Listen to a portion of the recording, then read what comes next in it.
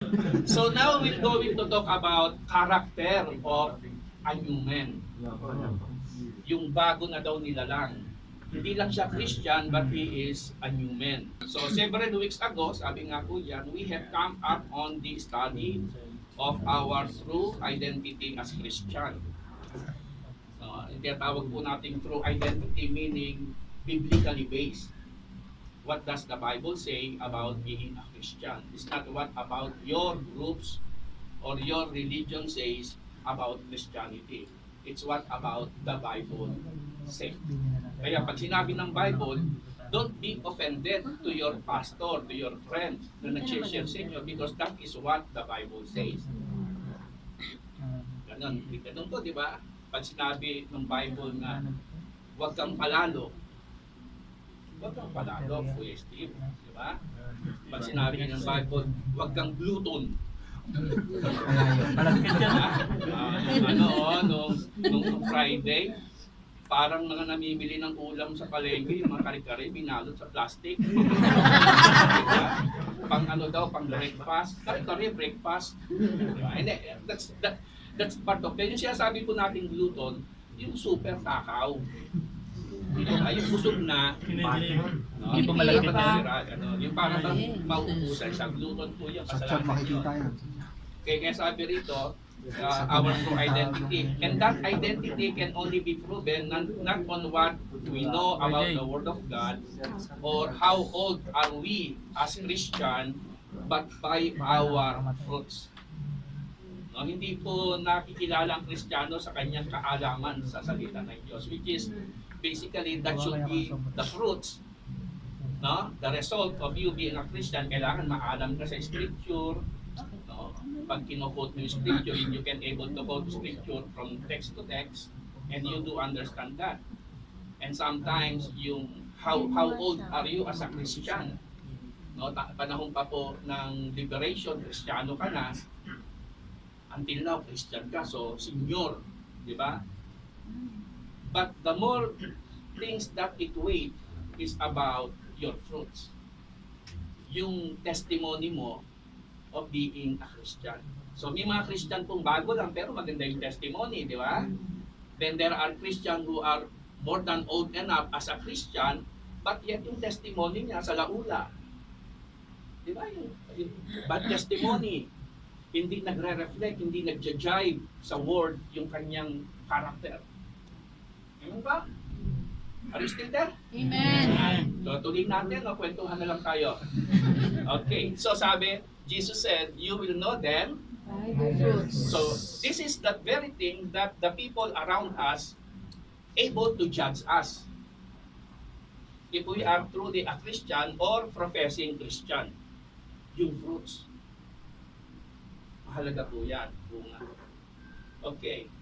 So, the Christian identity, as was said in 2 Corinthians 5:17, sabi rito, therefore, if any man be in Christ, he is a new creation. All things has passed away. Behold, all things become new. Yan po yung Kristiyano, sabi niya, ang sino mang nakipag-isa kay Kristo Jesus ay isa ng bagong nilalang. So isa ka ng bagong nilalang. If you truthfully surrendered your life to Christ, repented from your sins, and accepted Him as your Lord and Savior, the Bible says you become a new creation. It might not be known. Probably your mind is hanging around about the reality of being a new creation. But the truth is, once you have truly, what I mean truly, you're true to yourselves that you accepted yourself as a sinner and repented from it, and you accepted Jesus Christ as Lord and Savior, and what did you accept from the Lord Jesus Christ? Yung redeeming work that Jesus Christ was crucified, di ba? According to the Scripture, and He was buried, and He was resurrected after 3 days, according to the Scripture. That's the redeeming work of God through the Lord Jesus Christ. So tinanggap mo yon, no? Kaya ang sabi nga po ni Apostle Paul in Romans 10, 9, if you will confess with your mouth the Lord Jesus and believe in your heart that God has raised him from the dead, thou shalt be saved. So, it is the Bible who says on how a man can be saved. It is through our confession and belief to the redeeming work of the Lord Jesus Christ. That's what makes us saved. Di ba? Hindi dahil, ay, born again din ako. Bakit? Kasi sumasama ako sa office mate kong born again.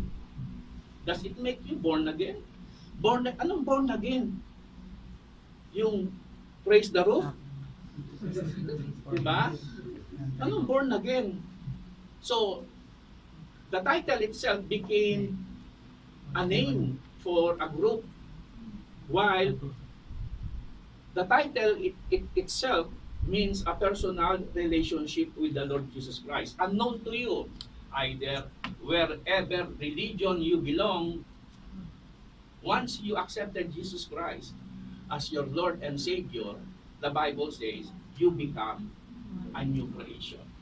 You become born again. That's what makes you born again. Hindi dahil nakikip-praise the Lord ka, born again ka na. Hindi dahil sumama ka sa fellowship of the born again, you become born again. You become born again because you surrendered your life to Jesus Christ. Meaning, born again is a personal experience with the Lord. Amen pa? Amen. So, hindi po issue yun. No? Pagka ini-issue kayo sa, ano ba ibig sabihin ng born again? Ang ibig lang sa kung sabihin nyo, that I gave my life to Christ as my Lord and Savior. That makes me born again. Maniwala siya hindi, problema niya yun. But what the Bible says is what we do instead. Amen pa? Kaya sabi dyan, therefore, any man who is in Christ became or become a new creation. Ano po yung wonder? Old things has passed away. Ano yung old things? Yung lumang pagkatao mo raw. Wala na. Sabi, tignan mo, behold, lahat, all things become new. Lahat ng bagay ay naging bago na. That's what God makes you. So, nung tanggapin mo siya, unknown to your emotional feelings and understanding, God renewed you spiritually. In the eyes of God, you are already renewed. Siguro sa mata ng mga kasama mo, dahil sutil ka, ang understanding nila pag uwi mo, wala kang born again yan. Di ba? Taas ka ng kilay, pag wala kang born again yan. Diba? Because we have a bad testimony before until we know the Lord, and suddenly by His grace, nagbabago ka unti-unti. Hindi naman po nagbago ang tao biglaan. Di ba, Kuya Angel?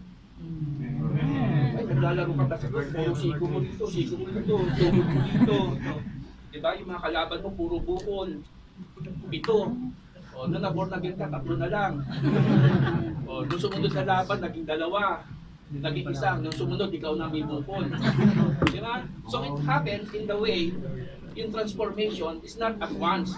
It is by grace. So we should not expect anything to a brother or a sister which is new in Christ to be immediately transformed like you na matagal na. Yung matagal ka na tapos, Kristiyano ka, ano kung sino, masahod ka pa sa bago.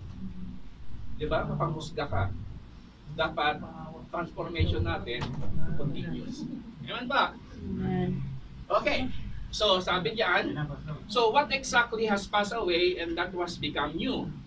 No? It was the old man which is by nature corrupt that passed away, and the new man that is created in Christ Jesus. The old man is the old you. Kung sino ka noon, yun ang binago ng Diyos. Amen pa? Amen po ba? Amen. Si Ricardo parang hindi mapakali eh. Parang sabi ko sa mo siya. Joke lang. Okay. Okay, sabi po rito, let's read again. Colossians 3:12-17. Sabi rito ni Paul, it is the Apostle Paul who wrote this letter to the Colossian church or believers.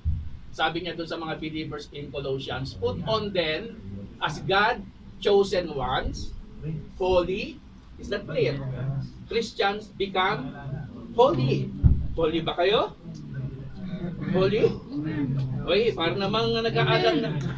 God's chosen ones. Amen. Amen po, kahit na sinasabi nung sarili mo na mukha akong hindi holy, mas kamukha ako si Judas at si Barabas, once you surrender your life to Christ, you become God's chosen. Amen. You need to accept that. You need to say, yes, I am God's chosen. Na sinasabi nung bumubulong sa whatever, hindi nga. O, di ba? Ang sabi diyan, you become holy. Bakit ka naging holy? Because God had forgiven you. God has given you the righteousness that comes from the Lord Jesus Christ. Yung righteousness mo, wa-effect yan because self-righteous yan.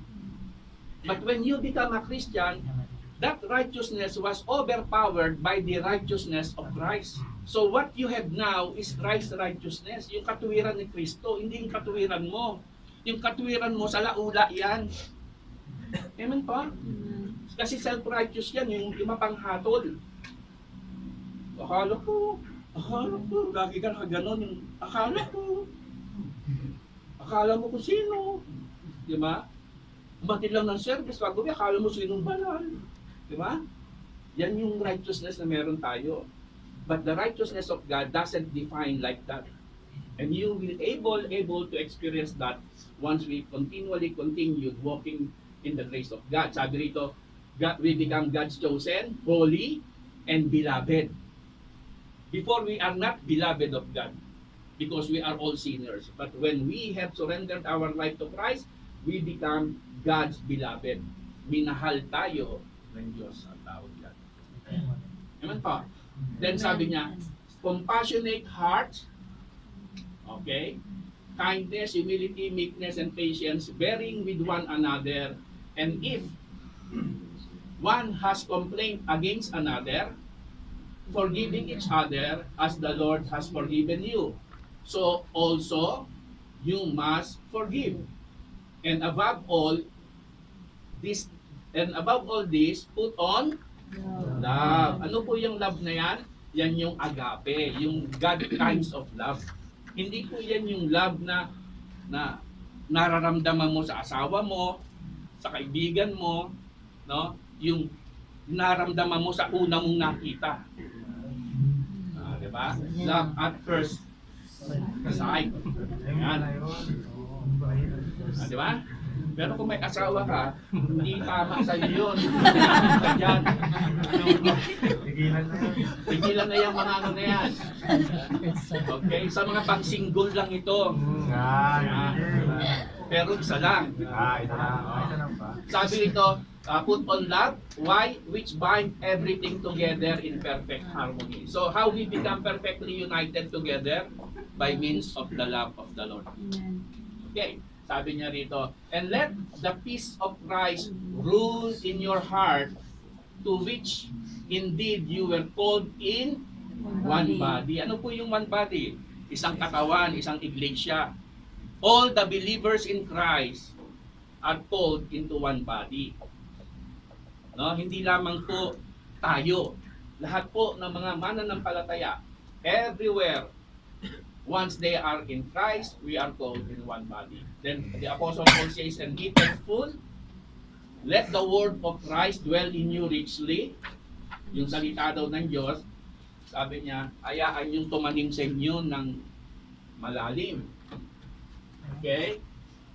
At ang sabi po dyan, teaching and admonishing one another in all wisdom, singing songs and hymns and spiritual songs with thankfulness in your heart to God, and whatever you do, yan na po, in word or deed, do everything in the name of the Lord Jesus Christ, giving thanks to God the Father through Him. So yan po yung ulat ni Apostle Paul sa mga taga-Colossians. Direct. So he was instructing the church on how they will move as a church. Kaya po pag ang iglesia, ang simbahan po, hindi nagkakaisa. No? Ang galing lang natin mag-praise the Lord. Praise the Lord, hallelujah. May paiyak-iyak ka pa, Lord. Di ba? Pero the truth, hindi ka totoo. Di ba? Effect yan ng kapapanood mo ng dalisay. Ng mga, yung mga teleserye. No? Yung mga emotional teleserye, dadali mo sa pag-worship mo yung napanood mo, kaya umiiyak ka. The Lord will make you cry once the Lord give you His conviction. Amen. The Lord will make you cry if the Lord show His goodness to you. Amen. Yung na maalala mo na makasalanan tayo, pinatawad tayo ng Diyos, that while we were yet sinners, Christ died for us. That is God's grace. Nakakaiyak kaya yung pag inintindi mo yun. Amen. No? Hindi siya ganun kadali. Once you try to understand it, yung the deepest love of God for me and for you, sometimes your tears will just simply fell because of that love. Amen po? Hindi yun sa tuwing nakikita tayo, iiyak ka. Then, next week, umiyak ka na naman. What are you doing? Ha? Di ba ha? Amen po ba? Nakakita na kayo ng ganon? Kuya Yuli, opening prayer ko po. Panginoon! Brad, opening prayer, hindi ko sabi ngungal ka dyan. Di ba? Nag-closing prayer, umiyak din. Bible study, opening, umiyak din. Anong gagawin mo? Iyak ka ng iyak. Bakit ba? Di ba? So much emotion. But the truth, you can even call God without crying, but if the Lord makes you cry, you will weep. Iba po yun, yung tutulong uhog mo sa kaiyak sa Panginoon. You cannot even utter a word to say about the goodness of God. Umiiyak ka lang. Have you ever experienced that? Amen. Yung umiiyak ka lang, hindi mo alam bakit. No? And it is because of the love of the Lord. Eh, nung si Yuli umiyak, hindi niya alam nung bakit. Naalala niya, binrek siya ng girlfriend niya. Joke lang. Okay. So what becomes a human? So ito po, no? Ano po ba ang binubuo ng human? What becomes a human? Colossians 3:12? Yeah, Colossians 12. Andiyan pala eh. Put on them as God chosen one, holy and beloved. That's what makes you a human. Okay. What happened to a person after he has surrendered his life to Christ and experienced the new birth? Ano ba yung nangyari sa isang tao pagkatapos niyang isuko yung buhay niya sa Panginoong Hesus? Kanino niya sinuko? Sa Panginoong Hesus. You did not surrender your life to anyone. Becomes chosen of God. Holy and beloved. That's what the Bible says. Nung ikaw ay nakipag-isa kay Kristo Jesus, ikaw ay naging hinirang o pinili ng Diyos. Ikaw ay naging banal. Ikaw ay naging mahal ng Diyos. That's what the Bible says.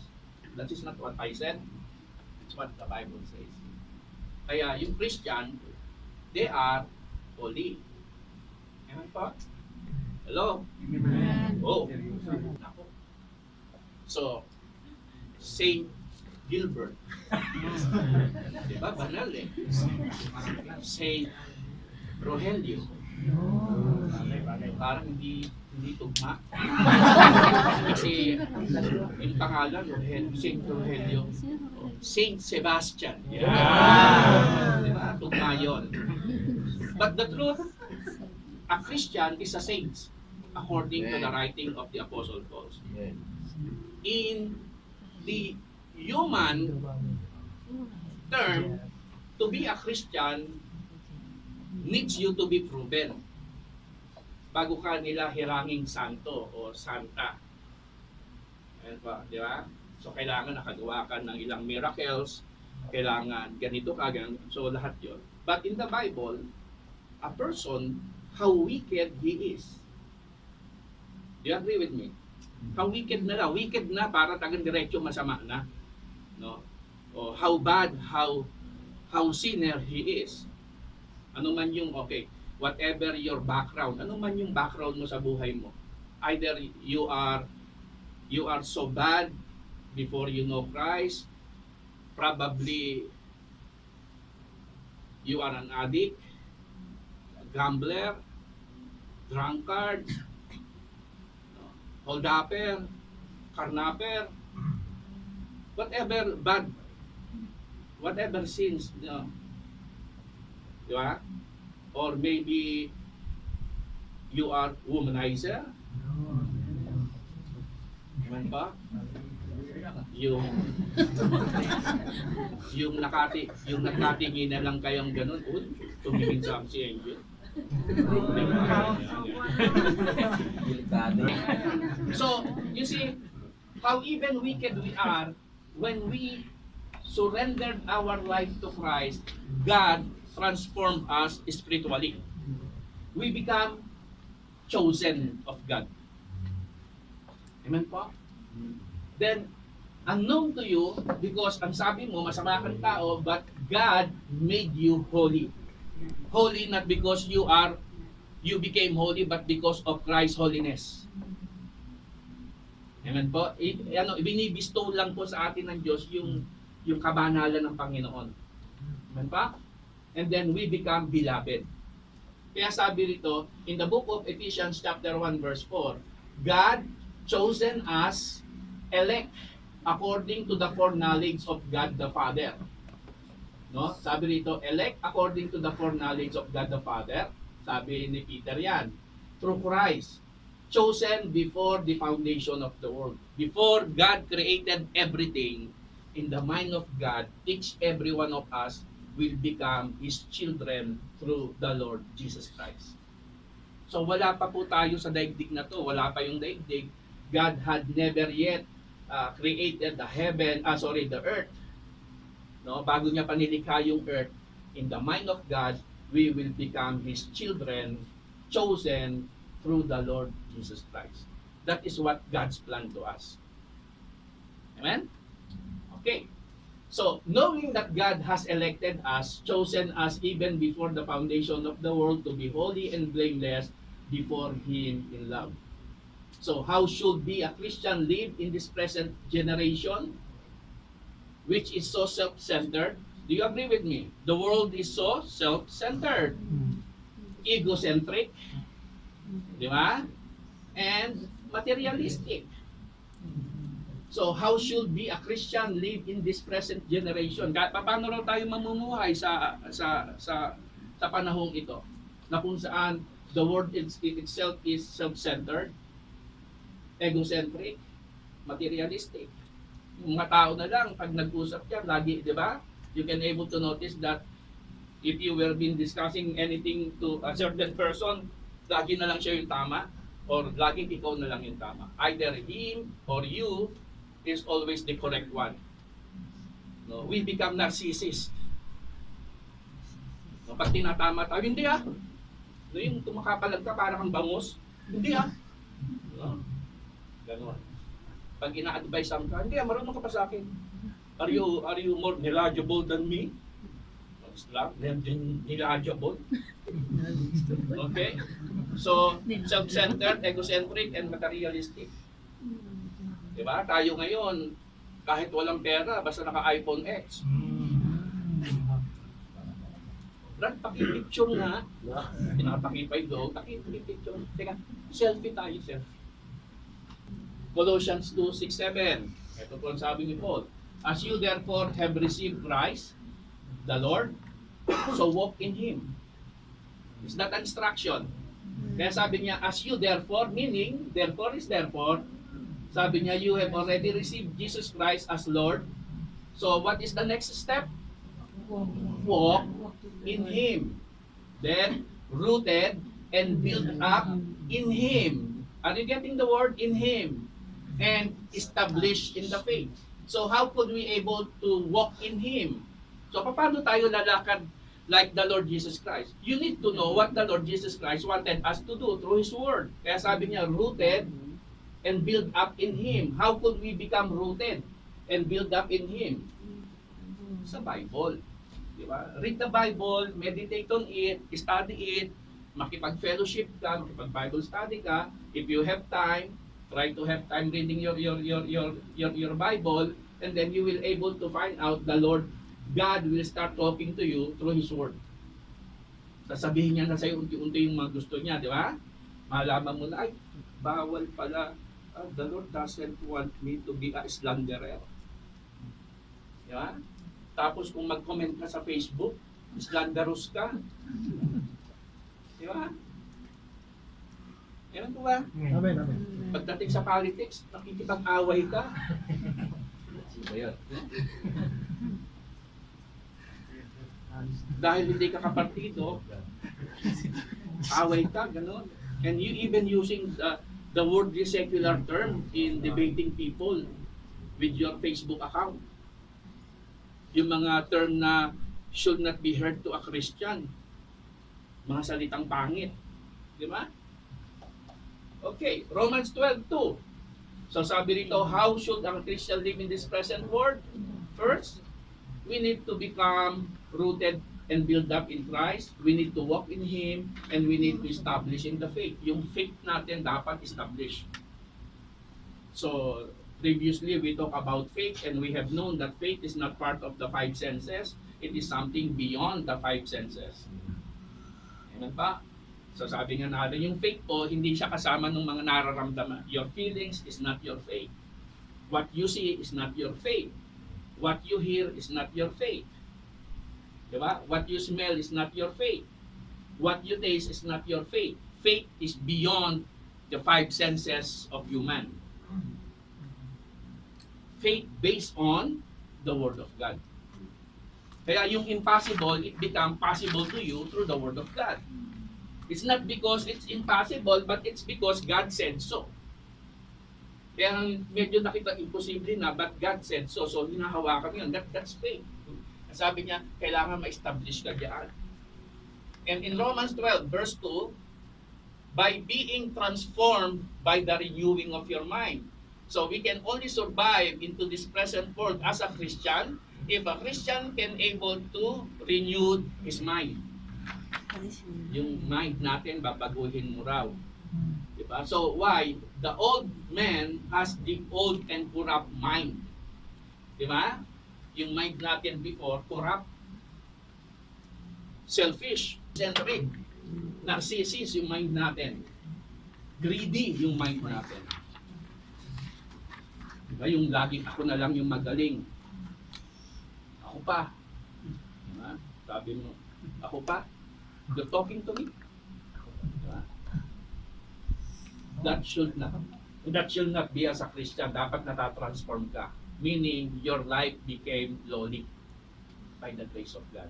Yeah? Unti-unti kang nagbabago. Okay. Character to be of a new man. Character ulit. Ano daw ang dapat ugali ng bagong nilalang? Okay. So, sabi rito sa Colossians 3:12 again, put on. Put on. Sa Tagalog? Isuot. Ayan. What are we going to put on? Compassionate heart. So, lagyan, suot mo raw yung compassionate heart. Okay? Kindness. Suot mo daw yung kindness dahil hindi ka kind, hindi ka compassionate. That's what the Bible are saying. That's why he was saying, put on. Wala ka yan. We don't have that. Because if we have that, the Apostle Paul will not going to tell that to put on. Suot mo na yan eh. Diba? Because we don't have that. When we become a Christian, we don't have yet that. Sabi niya, put on compassionate heart. Compassionate. Ano sa Tagalog yung compassionate? Mahabagin. Okay. Kindness. Mabait. Humility. Oh, meron ka bang humility? Can you able to become humble in any situation? Yung in a situation that you are, let it be that I am the one, ako na yung mali. Di ba? No, hindi ah. Hindi ako mali, di ba? Nakikipag-away ka, no? You're trying to discuss things with your people because you stand to what you believe. Eh ngayon, can you able to become humble? Kahit na ikaw na yung tama, ikaw na yung inapi. You are the one who's actually abused or bullied. Can you able to still to become humble? Ewan ko. It's our answer, isn't it? But we need to become in humility. Personal na po natin yun, di ba? So the Lord will trying to develop us. Ako hindi ko pa masabi nga na kaya ko pa mag-humble kasi parang pakiramdam ko, ang born again ko hanggang dito lang, yung nabago sa akin, ito hindi pa. Pwede itong kumawala eh, no? Ganon, di ba? Yabang mo nga, di ba? Pero by the grace of God, we need to be transformed in totality. Kaya po ito is a lesson to learn. Pinang-practice po yan. O, as those brethren who are playing basketball, bakit sila magaling mag 3 points? O, ask me, by the way, ask me. Di ba? Bakit magaling ka sa mga overdrive? Bakit magaling ka sa pag-slash? Bakit magaling ka sa pag-layups? Di ba? O sa volleyball na lang, bakit magaling ka mag-outball? Diba? Because it's a practice. Nakuha po ninyo? Unless we practice this, we will never be like this. That's why sometimes the Lord giving us a situation where the Lord will test our compassionate heart if we have already wear it. Amen. Ilalagay ka niya sa situation na kailangan mo maging compassionate heart. Gagalitin ka ng mga katrabaho mo, gagalitin ka ng kapitbahay mo. No? Are you getting that? Amen. O yung kindness, kaya mabait ka. Humble, meekness. Ano yung meekness? Maamo. Yan. No? Yung maamo. Yan, kailangan ganon. Pag tingnan mo, mukhang maamo siya, di ba? Pero mukha lang yung maamo. Are you getting that? Amen. Sabihin natin, ay, naniniwala ako dyan, mukhang mabait. Mukha niya lang ang mabait. Pero the truth is, hindi siya mabait. Because hindi sa mukha nakikita ang character. Amen pa? Okay. Sabi rito, patience. Patience ka ba? Oo, nalagi ka na sa hospital, no? Patience. Yeah? Patience. No? Pasensyoso ka ba, in other words? Okay. And then, bearing with one another. Kaya mo bang makipagdaalahan sa bawat isa? And if one has a complaint against another, o yan, yung mga may sumbungan, sumbong ko, ano to, sumbong ko sa ganito to. Sabi niya, if anyone has complaint against another, forgive each other. Is that clear? As the Lord forgives you. Amen. Diba? Sabi ni Sinan, aray ko. So also you must do. These things are in practice. You need to put this in practice. You will never learn this unless the Lord give you. No, let's take it seriously. Your situation is Lord-given situation. That you need to practice this as a Christian. Ano kaya po minsan nahamon tayo? Di ba? You need to practice what is this. You will never know that you have a compassionate heart if the Lord will not put you into that situation. You will never know that you are kind if the Lord will not put you into that situation. You will never know that you are humble if the Lord will not put you to the situation. The same with meekness, patience, and bearing with one another, and even forgiving each other. Kaya nga po, may mga nakakatampuhan ka eh, di ba? So, pag may katampan ka, gawin mo. Di ba? Tapos makikita ka sa fellowship, no? At sa lalaki na lang, bakit? No? Di ba? Ganon, ya? Yung mga erap na tingin. Di ba? Pag yung mga babae, mas masarap na babae. Yung nag-shake na, oh, I love you with the love of the Lord. And then suddenly, oh, I love you with the love of the Lord. Ganon. So, may iwas ka. So, you are not forgiven. But here, we need to do it. Yan po ba? Kaya po, hirap maging Kristiyano. Christianity is not an easy commitment. Because a Christianity is a belief where God will stretch you straight.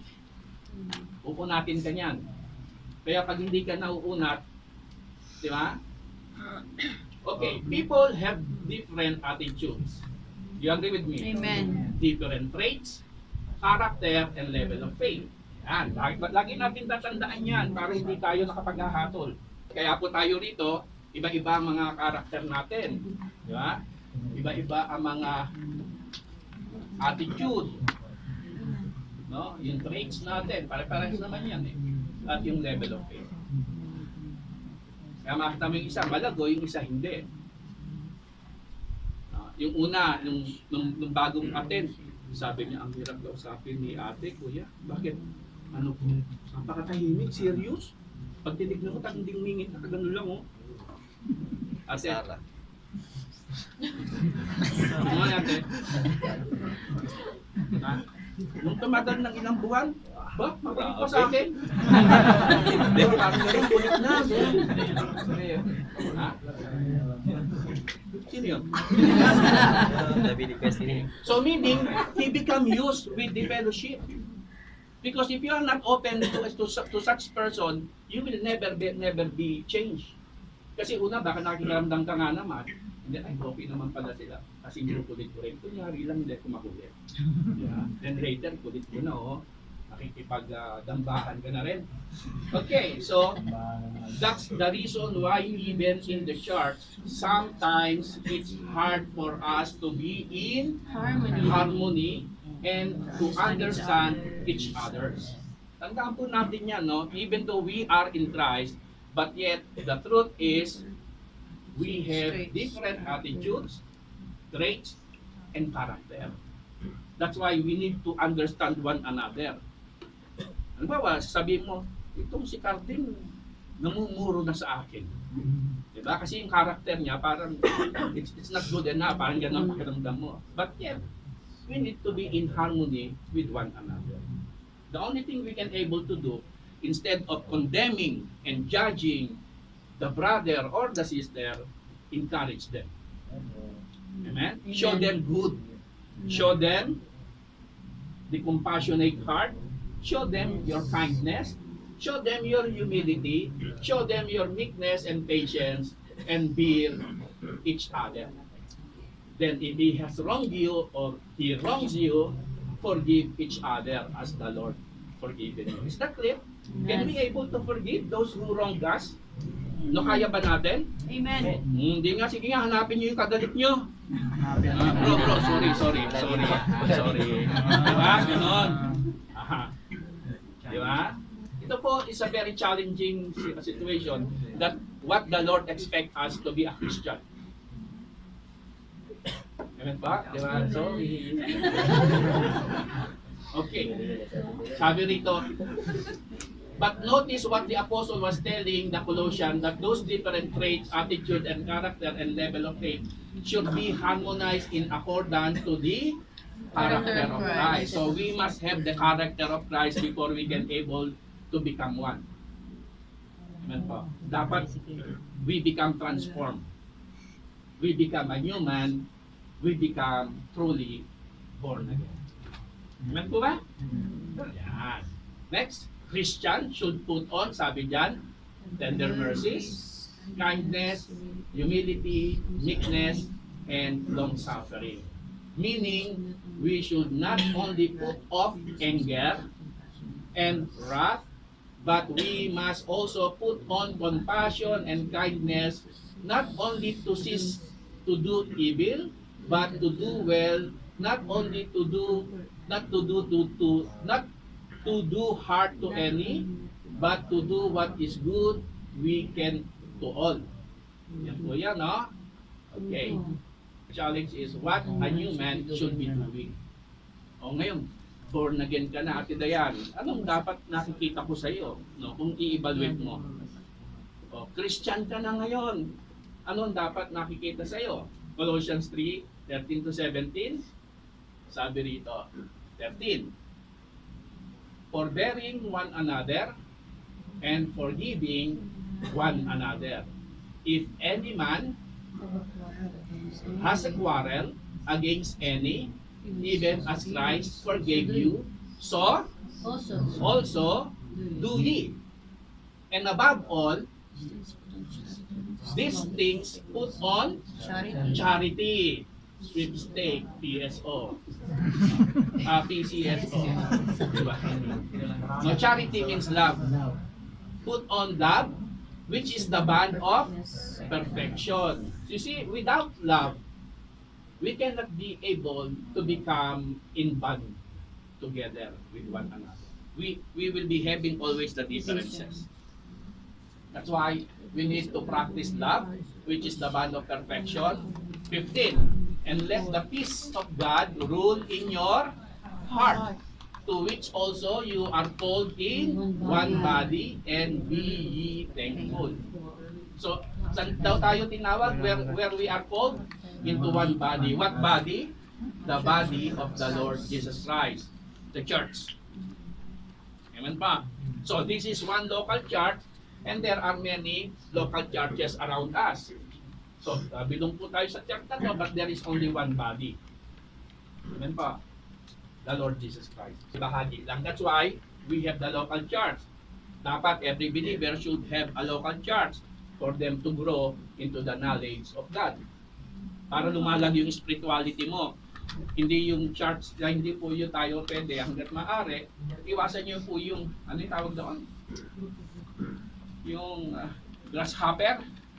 Na, next week, dito ako. Next week, sa loob ng isang buwan, may schedule ka sa loob ng 1 year kung where church you will attend. No, you will never grow to that. Because you need to have one so as the Lord can able to utilize you. Amen? Kaya doon nagagabit ka na yung dati ayaw mo mag-presider, presider ka na, no? Tawagin po natin ang pogi nating pastor, no? Sip-sip ka kami pastor, gano'n. Okay? At tawagin po natin, then you become an opening prayer, nag-worship lead ka na. Amen po ba? Because you belong to one local church. So na you utilize yung gift mo. Then you, who knows later sometimes, nagba-Bible study ka na every morning. Ikaw na yung nag-lead ng Bible study. You are leading people to the prayer meeting. Who knows? And how does it happen? Because you are part of one local church. There is nothing wrong in sometimes, no, ako po, minsan bumibisita ako sa local church, but I am identified, belong to Sector 11. Local church, may barangay 11. But sometimes I need to visit some of my brethren. May pupunta ako ng Sector 7, Sector 1, but I belong to this local church. Amen po ba? Okay. So, 16. Let the word of Christ dwell in you richly in all wisdom. Take note, the word of Christ, which is written in the Bible, dwell in you richly in all. Hindi niya ginamit yung knowledge, wisdom. Have you noticed that? He used the word wisdom, not knowledge. Because knowledge pop up. Wisdom is the result of knowledge. Meaning, you heard, you apply. That's wisdom. Yung narinig mo, anything that you have heard and you did not put it into action, that's knowledge. No wisdom. You heard and you apply, you have the knowledge and you have the wisdom. Amen pa?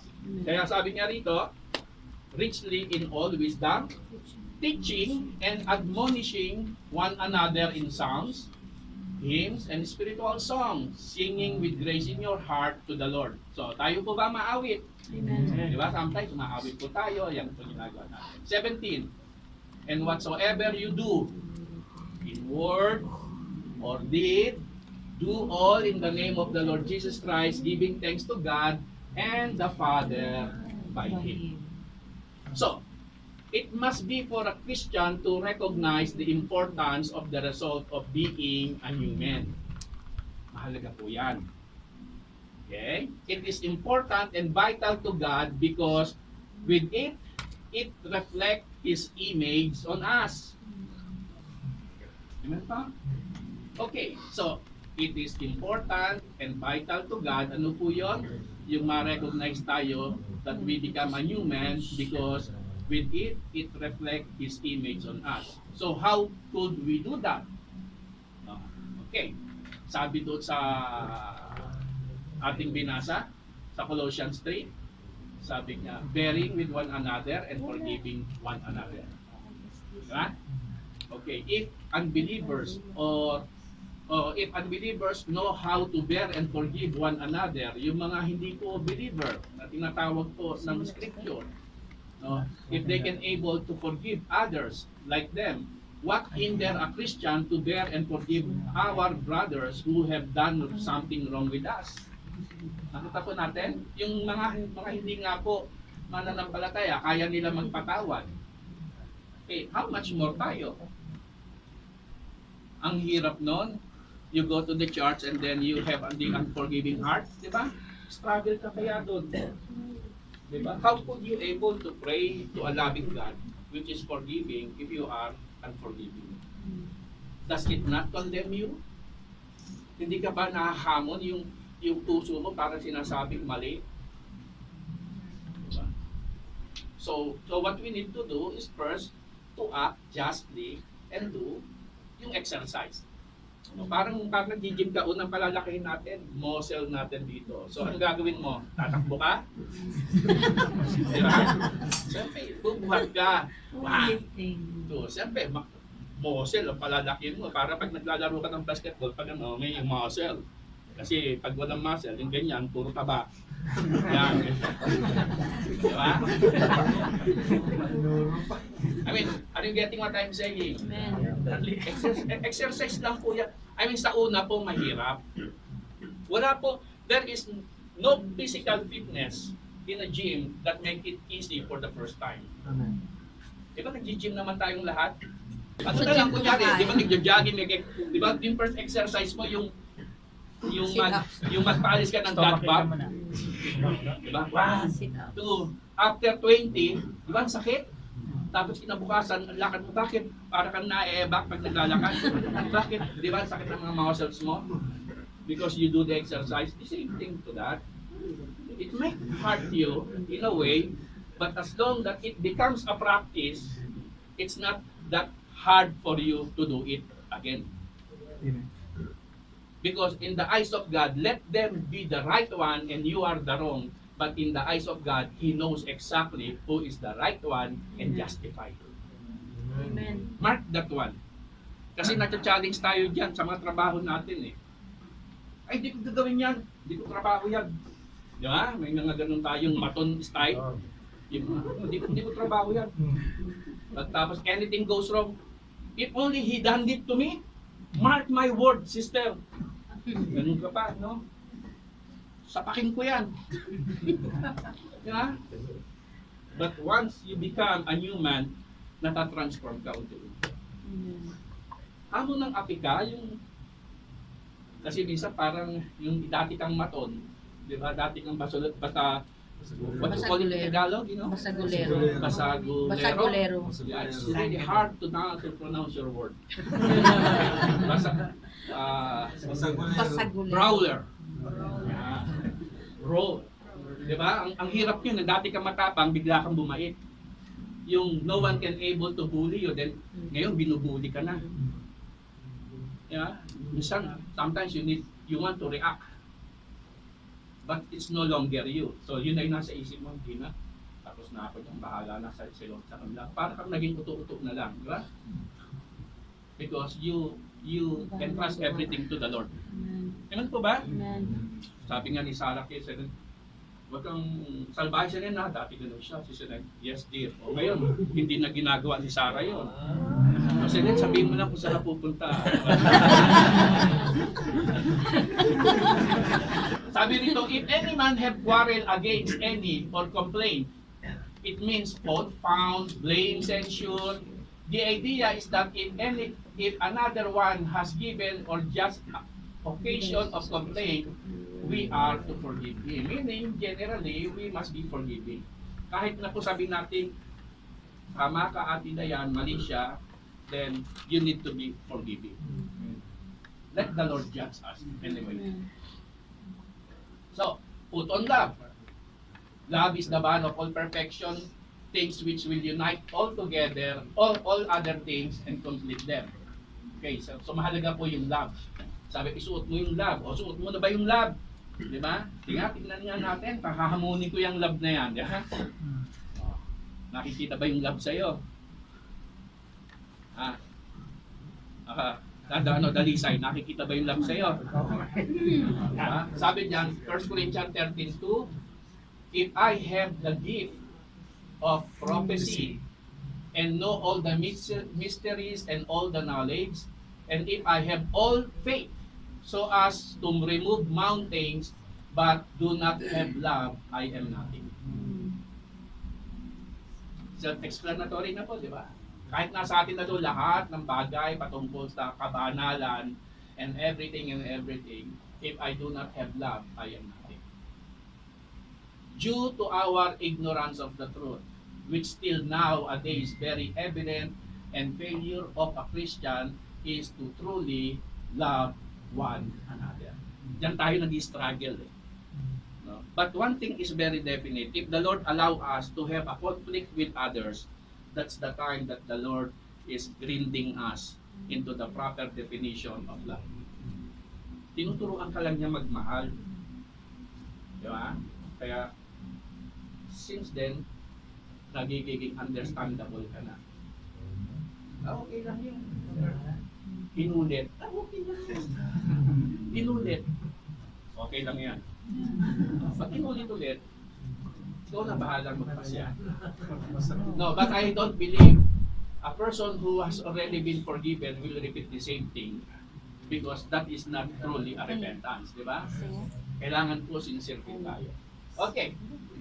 Peace of God that rule our heart and be thankful. After bearing, forgiving one another and put on love, let the peace of God rule our heart to govern ourselves, because the peace of God will thus calm down every agitated element of the souls and preserve the mind in helpful action and order.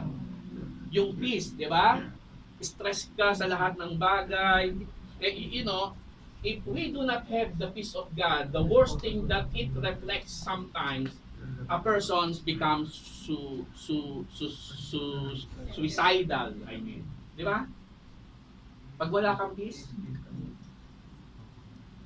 have you encountered a person like that kung wala siyang peace? Yet he is a Christian. Ang dami niya sinasabi, but yet he don't have that peace. Sabi niya, Kuya, I think I cannot bear these things. I think I am giving up. So what does it mean? You have not exercised this peace. The Lord gives you the situation for you to exercise, to trust Him in everything. After bearing, forgiving one another, and putting on love, let the peace of God rule your heart to govern ourselves, because the peace of God will thus calm down every agitated element of the souls and preserve the mind in helpful action in order. Peace of God only happens when you are forgiven and forgiving. Amen. Yung mga stressful decision in life, it happens if you have something in your heart. Unforgiveness. Amen po? Yung hindi mo kayang patawarin ng sarili mo, yung hindi mo kayang patawarin ang nagkasala sa'yo. Amen? Amen. Then, 4, sabi niyo po, word of Christ dwell in us, yung word. Meaning, to lay up the gospel in our heart, to meditate upon them day and night, and let them be our guide, and to endeavor wisely to improve them to the best purpose. Ito daw, yung salita ng Panginoon, take time to read it. At least, give an hour reading the Bible. Please. And you will see what the Lord is trying to teach us. Psalms 119 verse 11, sabi ng psalmist, I have hidden your word in my heart that I might not sin against you. So, bakit po sa heart inilalagay? Hindi sa mind. Kasi mind, sometimes we forget things. But once things goes in the heart, you will never forget it. Di ba? Amen po ba? Amen. Parang parang pag-ibig din yan. Pag tumama sa puso yan, hindi mo makalimutan niya kung ano-ano nagagawin mo. Di ba? Di ba, Kuya Steve? Tama ba ako doon? Di ba? Ganun po yun. Kaya, nung nanliligaw pa ako nung sa misis ko, araw-araw sabi na nung aking hipag, parang kang check. Alas 11 pa lang, nandito ka na. Eh, sabi ko, kung maagawan ako, hirap kaya makatao. Ganon, ang hirap na. Kaya binabantayan ko yung misis ko. Pagka may didikit-dikit. Ang problema mo, bakit nandito ka? Dati tinitignan ko lang, bakit? Bakit? May sakit ba? May sakit? Sabi ko, ano ginagawa mo dito sa bahay na ano ba? Ay, dumalaw lang. Bakit? Hospital to? Hospital to? Ganun yun eh. Yung, ayaw, di ba? Because it goes with your heart. So, in the spiritual, if the word of God goes into your heart, it says, sabi niya, nilagay ko sa puso ko so that I might not sin against thee. Don't put it to your head. Knowledge pop up. Nagiging mayabang ka lang sa alam mo. Pero pag nasa puso yan, you start living with it. Amen ba? Yeah. Let's have it rito. 5. Do all things for the Lord. Do it all because He requires and commands it. With the desires to honor Him, His authority should be the warrant. His glory to the aim of our action and deeds. Yan, do all things for the glory. Lahat ng gagawin mo, no, for the glory of God. Tumutugtog ka rito, that's for the glory of God. Don't tell me magaling kang tumugtog. Kumakanta ka, you are the worship leader, ang ganda ng boses mo, you are not showing it to the people because your voice is good. You're doing it for the Lord.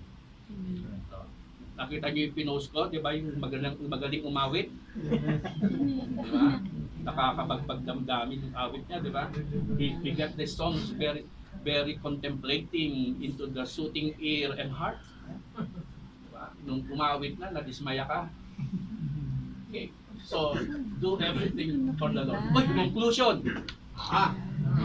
This teaching is not new to us. Do you agree with me? We talk about it several times. Inuulit-ulit natin and the purpose of that so that mag-sink in yung message. You might be hearing me again talking about it because the Lord wants it to sink into our heart what a Christian must be. Para pag humalo ka sa mga Kristiyano, iba ka. Kitang-kita yung authentic kang Christian. Hindi ka class A. Yung kopya lang. Authentic ka, meaning God-made. Amen po ba? Christian is God-made. No, tandaan po natin yon, God-made. It's not man-made. You don't make your Christianity. It is God who made you a Christian. So if you will not going to use all the materials needed to become authentic according to the Word of God through the Lord, you will never be an authentic Christian. You might be a Christian, tingin Kristiyano, pero hindi ka Kristiyano. Diba? Medyo heartful po yun mga kapatid, but that's the end fruit. Even I'm always asking myself, am I, Lord, truly and authentic? But the Lord is always telling me, see your fruits. See what you're doing if you are alone. See what you are thinking. See what you are watching if you are alone. Diba? See what you are deciding if you are alone. It talks about you're alone with God. Sa mobile, buksan mo lang to, it will define you who you are. Diba? Kuya, why you were not able to attend the service this week? Bro, sorry po, pastor, napuyat. Akala mo sa trabaho napuyat, yung pala.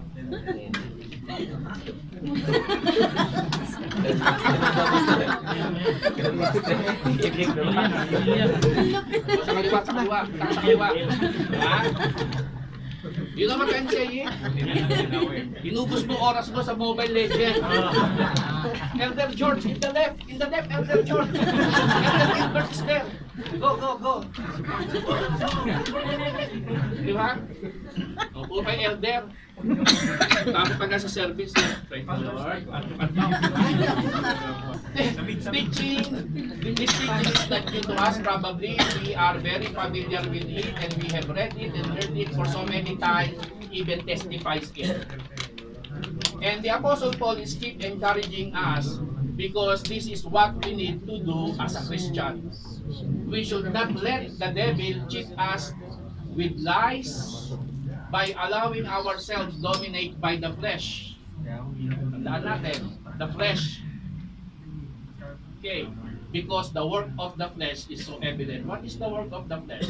The work of the, sabi niya, do not love the world and the things which are in the world, because which is in the world is the lust of the flesh, the lust of the eyes, and the pride of life. Tatlong bagay. Lust of the flesh, yung hilig ng laman mo, yung passion mo. Lust of the eyes, yung gustong-gusto tinitignan ng mata mo, whatever is that, I don't know what you are trying to look on. That's lust of the eyes. And the pride of life. Three things which is in the world. Known or unknown, sometimes we allow the flesh to dominate us. Do you agree with me? Sometimes we allow it. Dinodominate tayo ng flesh. In what way? Through our action, through our words, we compromise. So we allow our flesh to dominate us. Sabi dito, how is that? By the end result, the fruits of how we treat our brothers and sisters in Christ. So paano mo sila tinitreat as mga kapatid? Meron ka bang favoritism? No. You have this attitude na after the service, kayo-kayo lang. Tayo lang. First time. New in faith? Is that the high attitude we have in the church? Yung feeling knowledgeable, pero walang wisdom. So, dyan po yun. How we treat others, brothers and sisters in Christ, define our maturity in Christ. But God wants us to be the real new man in Christ. That's why let us do it. It's a challenge. Let's do it. So, ano po sabi ni Paul? Christians are the living epistles. Ano po yung living epistles? Ito po yung written epistles. Okay, so we can able to understand the things when we read it. Yung living epistles, sabi ni Paul in 2 Corinthians 3-4, you yourselves are our letter. Amen pa? Inscribed on our heart, known and read by everyone. It is clear that you are a letter from Christ, the result of our ministry, written not with ink, but with the Spirit of the living God, not on the tablet of stone, but on the tablets of human heart. Such confidence before our God is ours through Christ. So, meaning tayo yung living epistles. Yung pag sumama ka sa mga kaibigan mo, they can able to read you as a Christian. They can see the Word of God through you. Amen pa? Hindi yung pag napasama tayo, di ba? Na-dissolve na rin tayo. We become like them. Kaya challenge po yan. Even you are alone, prove to them that you are in Christ. Minsan mahirap yan. Hindi, street corner talking. In Tagalog, usapang kalye. Mahirap po yun. Di ba? Do you agree with me? Hindi ganun siya kadali. It's not that easy to go on alone. But it is a challenge for every believer so that they can win them to Christ. Do you agree with me? So, if a Christian is a compromising Christian, that seems to be the people surrounding us doesn't see anything different from them, then later, a year or two after, na born again yung kaibigan mo, Ate Dayan. Sabi, Dayan, why did you not tell me? Di ba, na born again siya ngayon. Yung na ganito pa yung Christian kasi you didn't even tell me this is the Christian life. Because nung kasama ka sa amin, ganun ka rin eh, di ba? So, sometimes it's a shame to us that we fall into that kind of condemnation. Kaya kailangan po, either we become a laughing stock, a ridiculous person in the group, show them that we are Christ. Amen pa? Yung mamumuhay tayo ng, hindi naman matuwid dahil si Kristo ang patuwiran natin, that they can able to see Christ in us. Amen po ba? Kaya let us do it a habit, exercise tayo, sa godly living. All together. Sama-sama tayo. Amen po ba? Hand by hand, side by side, until we reach the fullness of Christ. Amen pa? Okay. Are you a Christian? Amen. Di ba? Okay, sabi niyo po yan, ha? Are you a Christian? Amen. O, kayo po may sabi niya na. So, anyone can claim to be a Christian and follow Jesus. But how you live your life will reveal if you truly are. Amen pa?